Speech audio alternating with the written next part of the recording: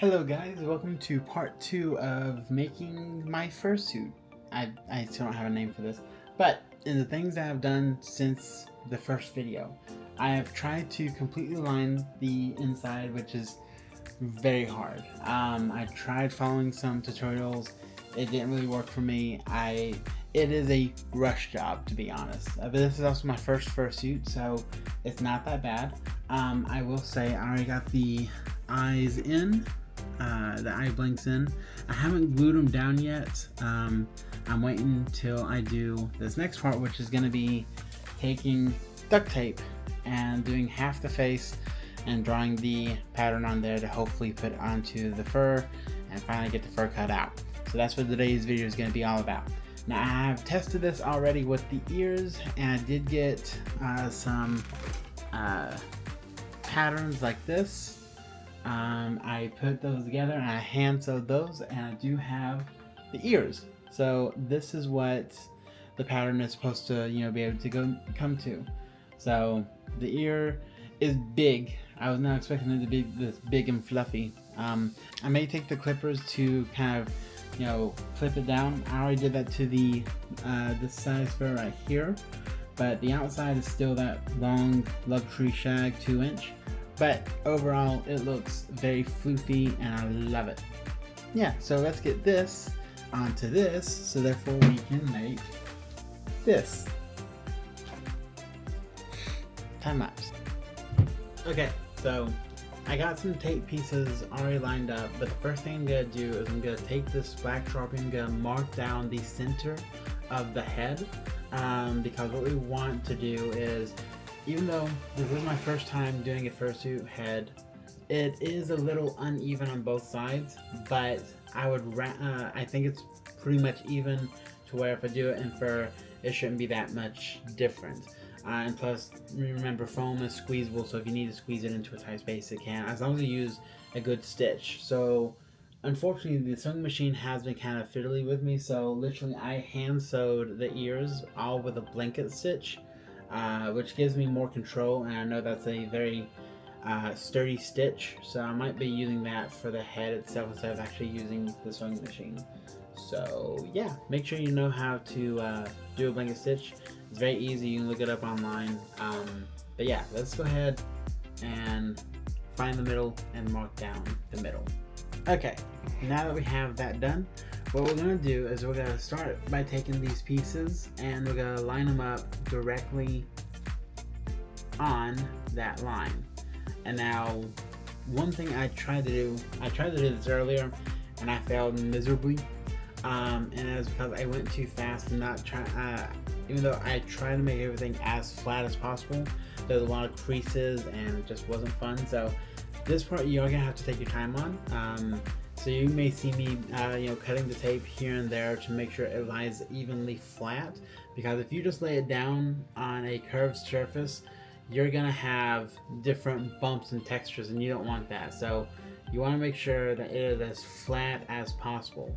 So like right here, you can kind of see it with the nose right here, is that if I push it down, then this part is lifted up, and we don't want that. So we are literally gonna come in here, just give it a quick snip.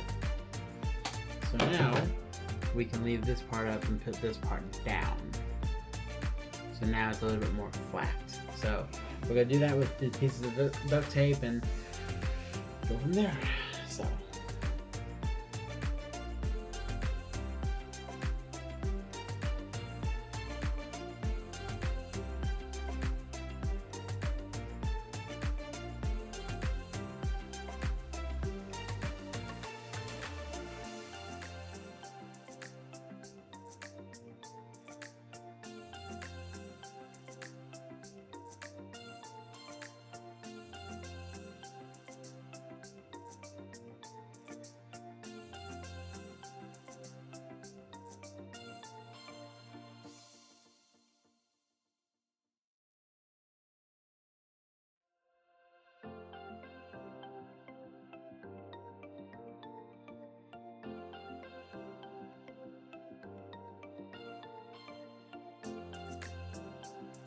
Alright, so I think I pretty much have everything taped. I do see some pieces right here that I need to tape up. After I get this piece taped up and maybe a little bit more right here, I'm going to start drawing on the pattern, because for Ty, he has different colors for the muzzle. He has one primary, then a stripe of two different colors going down. He has a little bit outside of the regular eye that's a different color from the main brown. Do the eyebrow up here and make a spot for the cheek fluff that comes out. Once I have that all marked, then I'm going to use my X-Acto knife. I don't want to show this on YouTube because, of course, demonetization, yay, scared knives. But I'm going to use my X-Acto knife to cut along and make what we call darts. I think it's darts and something else. Basically for concave and converse angles.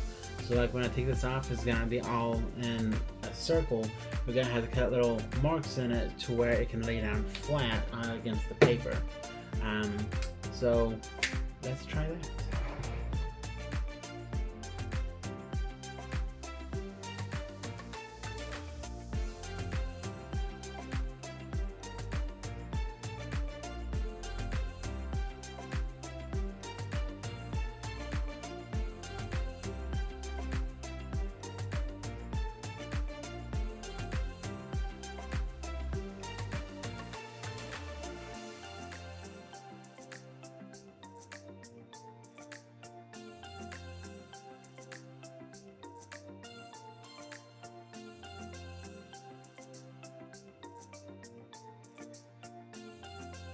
I think I have the pattern done. Now, Ty is a very simple for the face. So, as you can see here, I may also put it big on here. When it comes to the muzzle, he has the light brown right here, which goes to a dark brown, which goes to a medium brown.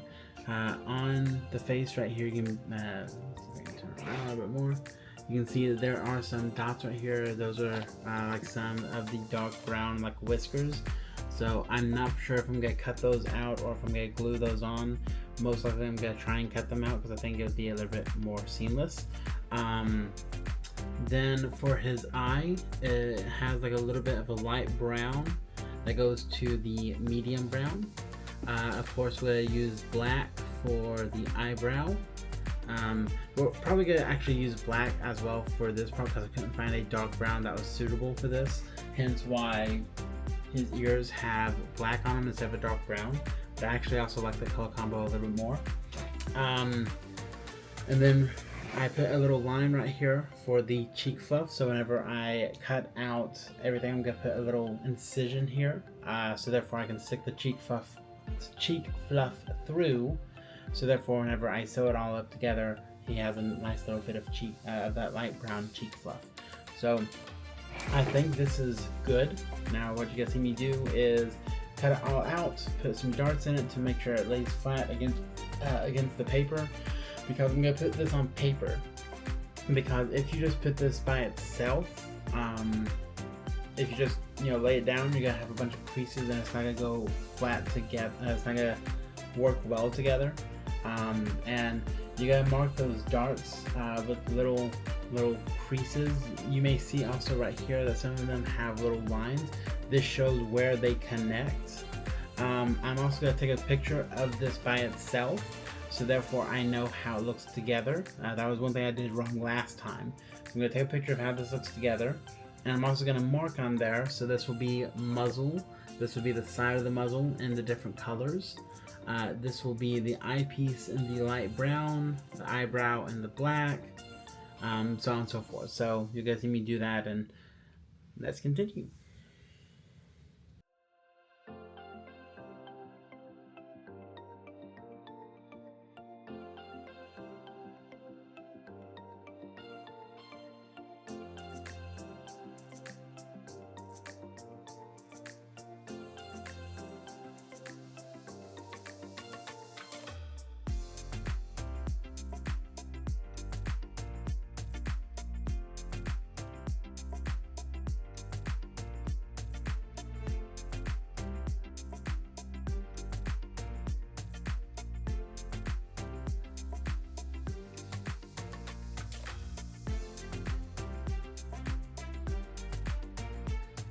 Okay, so this is what I have so far. As you see, it has to lay flat against the paper.